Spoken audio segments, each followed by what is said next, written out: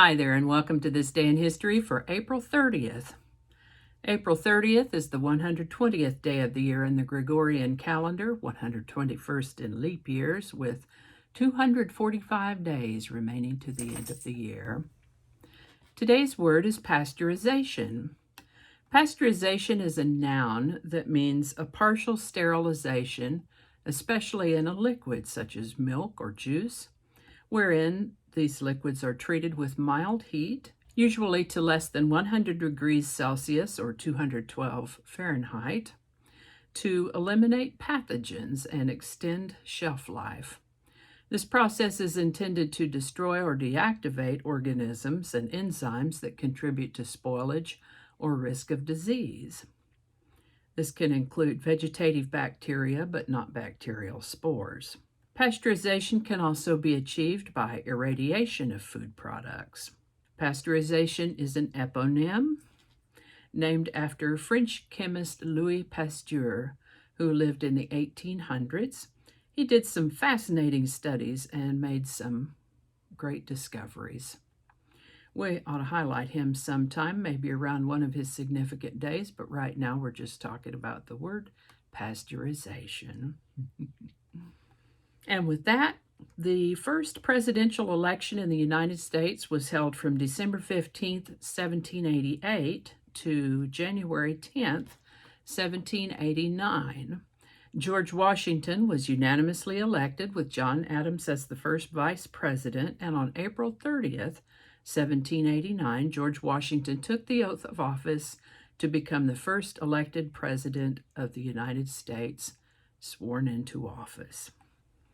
Now, we talked last year about the Louisiana Purchase in 1803, an event that more than doubled the size of the United States. On April 30th, 1885, the governor of New York, David B. Hill, signed legislation creating the Niagara Reservation, New York's first state park, ensuring that Niagara Falls would not be devoted solely to industrial and commercial use.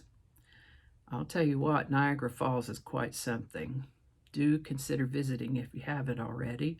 The combined falls have the highest flow rate of any waterfall in North America that has a vertical drop of more than 50 meters or 160 feet. Niagara Falls. Thank you, New York Governor David B. Hill, back in 1885. That was some forward-thinking legislation, I think. Hawaii became a territory of the United States on April 30th, 1900. The New York World's Fair opened on April 30th, 1939. On that day, NBC, cut that part out. On that day, NBC inaugurated its regularly scheduled television service in New York City, broadcasting President Franklin D. Roosevelt's New York World's Fair opening day ceremonial address. Boulder Dam in Nevada was renamed Hoover Dam on April 30th, 1947.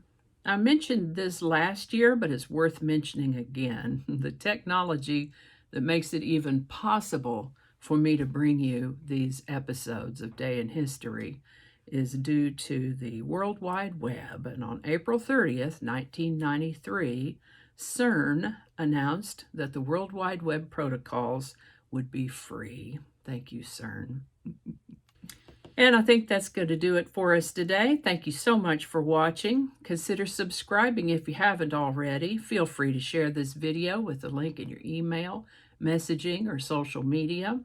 If you enjoy this series, you can check out the playlist that contains these videos. I'll put a link to that in the description.